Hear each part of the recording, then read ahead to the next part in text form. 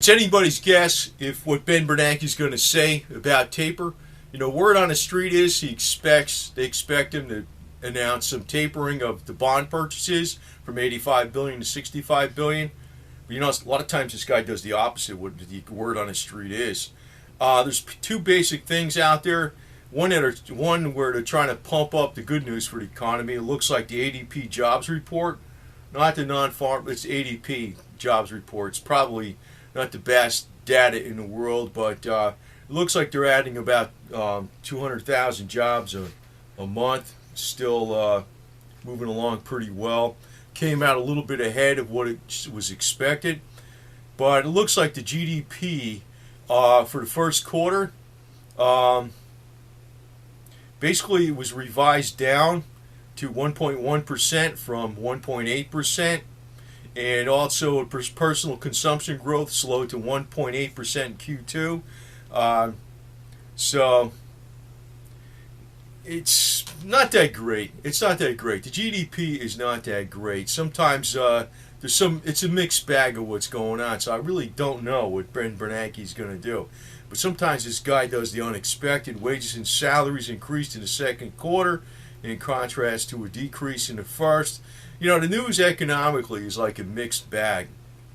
Now, I want to get into a little bit the difference between, because this is important for silver, who the next Fed chairman is going to be. Either Janet Yellen or Larry Summers. I personally would prefer Janet Yellen.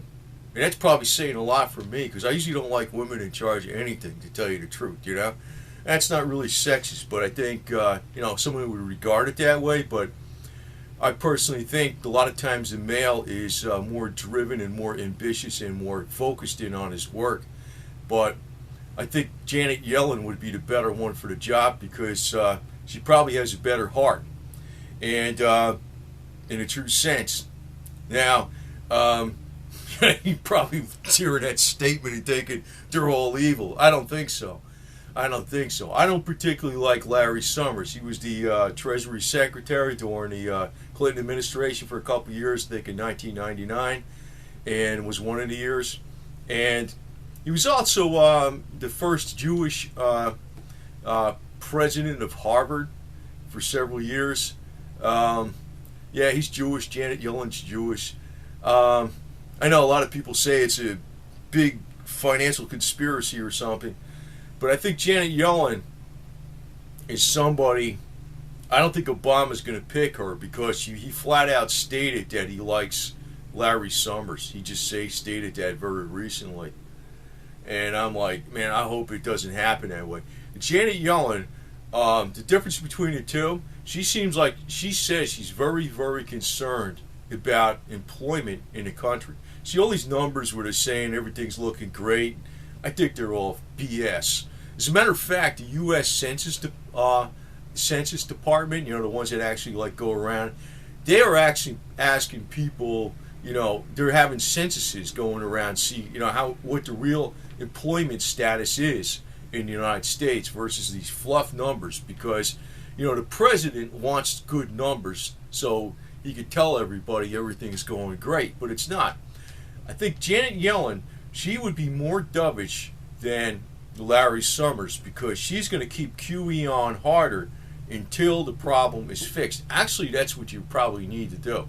I know they say it's not the right thing to do, but sometimes you need to do that stuff. You got to keep the gas on until things start going. It's like trying to start an engine. Maybe starting fluid, it's a bad example. I'll give you a mechanical example here. Maybe it's not the best thing to keep putting starting fluid down the carburetor, right? And you're spraying that car starting fluid down there, but once the engine catches, you might have, it's going to run. That's kind of like what the QE is, if you compare it in a mechanical sense. But I think she's more concerned about employment in the nation. So, her style of QE might be different from Larry Summers. Like Ben Bernanke's QE is basically all being held on the top by the banks, and none of that's getting out to the middle class. There's not even any, even if they were doing government projects like Franklin Delano Roosevelt did. Let's stimulate the economy by building the Hoover Dam and creating this big works project. You might criticize that as, economic socialism, but, it's at least making something that's going to be good for many, many years for the community. If Obama came out and says we're going to stimulate the economy by having all these windmill farms someplace or whatever the hell it is, or make irrigation or whatever, it would be a good thing. But nope. The money is actually just going into the pockets of big banks by the Federal Reserve buying up the troubled assets. Troubled assets are getting in trouble because the middle class doesn't have the money to pay the loans, right? And interest. And the Federal Reserve buys up all that stuff real cheap, and the banks get flush with cash, and they can go out and invest. And they're not, well, I don't know what the banks will do in the future. Because recently, I know we've seen metals go down, precious metals get hammered in April, but the position of the 6 largest bullion banks is net long as of mid-May. So, at the price it is right now, you might see banks jumping in more to the metals too. They might actually start doing that. But they're going to be quiet about it, and things are going to go up faster than you expect. I always say that the middle class is going to be the one ultimately holding the bag. Right now, even if silver, like I was saying this when silver was 30 and now it's 20 or below 20, that you're going to be okay with that price. Just wait a little while. That's the thing. You don't want to put 100% into anything because you might have to wait a little while, but just wait a little while. It'll play out. It'll play out. But later on, when it plays out and it's way above 50 and maybe triple digits, I almost guarantee you the people that are going to be buying it are going to be the middle class. That's where I kind of get disgusted with some of the silver bloggers, because they're probably going to be telling you to buy it because you're going to keep going even higher and higher. It may, but it may not. So my strategy is to cautiously sell when you get some crazy gains. You can only, because you got to figure this. The guys on the top who have billions or millions of dollars and tens of millions of dollars of gold, they're not going to get that much more wealthy. They're not going to make 10 times on their money. They're not going to get that kind of wealth. That's what the little person thinks. They're going to get 10 times on their wealth. Sprott has silver or whatever. He's not going to get 10 times. Well, that's probably why he's in the miners right now, because maybe the miners will go up 10 times. Not silver, but maybe the miners will. But I think that Bernanke, he's expected to talk about QE. If damn Obama, man, I'm getting pissed at this guy, because if he, I wish he would get on the bandwagon with Janet Yellen, because Janet Yellen would definitely be good for the metals. But the other thing about her, I know she's Jewish too, but I think she's a good person probably, because some of the statements she said was she's very concerned about the unemployment in the United States, and that, just her mentioning that a lot, why she's going to keep the QE on hard. Her policies might be more better for the middle class, even though some of the prices might go up. You might actually be truly stimulating the economy versus some of the BS fluff numbers that are out there that are produced by some of these, the Bureau of Economic Analysts and all this kind of garbage. I don't trust the numbers that are being pushed out here, because I don't think the situation in the United States is that great.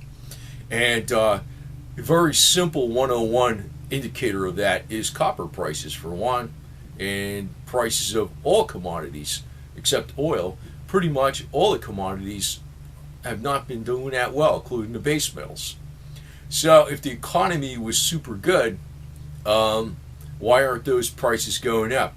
Now, I know real estate is going back up a little bit, but the reason real estate is going back up is because of people wanting a return on their money. So a lot of people, there's more speculators going back into real estate. And it depends on where the area is. That's true. In New York area, New York City area, it's going up pretty damn fast. Maybe it's getting into bubble mode down there. But as far as, real estate actually going up in an inherent way, no. Now, I think that's big speculative money. It's not the middle class buying up homes left and right because they have all kinds of money. No, no, no, no, no. It's probably bigger guys buying up homes and renting them out to other people. That's probably what's really going on. So, the market in real estate, even though it's going up, it's probably being fueled because nobody's getting interest on their money, right? I mean, that's really what it's coming down to. So, I do damn hope, I gotta say that Janet Yellen becomes the next Fed chairman. And she would be good for us. She would be good for us, and I think she'd be good for America. But, it's not a done deal. It's not a done deal. Obama said Larry Summers. I personally, I see that guy as major tainted already because of, what he did in the Clinton administration. That was during the time, I don't want to make accusations out here, but if you want suspicions, that was kind of about the time when a lot of these tungsten filled gold bars originated. It was him and Rubin. Supposedly he had a lot to do with that, per rumor mill. How's that? And, being back then, I don't think they had the technology to check these things except without drilling into them, So, now I think they could check everything electronically, but I don't think they had the means to do that before. So, I personally, I hope he goes with Janet Yellen. He's got a nice politically correct reason for doing that. I mean, she'd be the first woman Fed chairman, chairwoman, chairperson, whatever the hell you want to call it. And, that'd be a cool thing. But I think she's actually a lot more caring about what's going on with the middle class in the United States. And I'll tell you the truth, man. I don't know, I shouldn't keep mentioning this, but, there's different kinds of Jewish people, and she's probably a really good one. So, don't get focused in on that stuff too much all the time. So she probably does give a shit. I just hope she gets to be the Fed chairman because it's probably prices are going to rise, but the actual stimulation from the QE is probably going to help the middle class under her administration more so than Ben Bernanke did, and far more so than Larry Summers would ever do. And at the same time, I think the silver and gold prices would be pushed upward. So let's hope she becomes the next Fed chairperson.